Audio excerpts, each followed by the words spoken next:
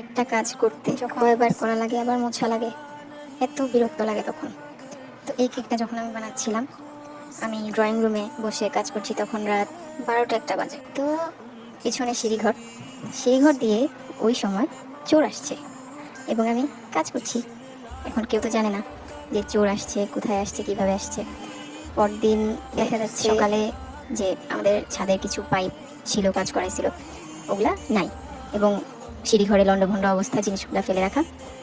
তো পরে CC camera check করে দেখা যায় কালকে রাতে চোর আসছিল এবং কিভাবে ঢুকলো, কিভাবে বের হলো।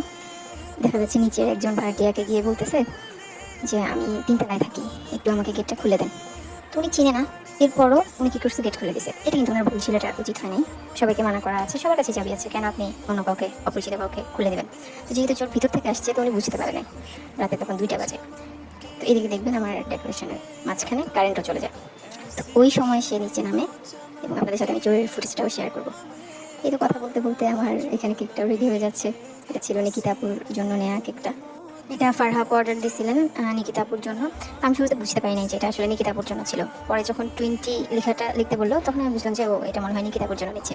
নিকিতাপু আমাকে আগের দিনই বলতেছে, আপনার কাছে আমার জন্য আরও কেকের অর্ডার আসবে, একটু সুন্দর করে বানাইয়েন। আমি ভান ধরতেছি যে কে দিবে অর্ডার, আমি তো কিছু জানি না।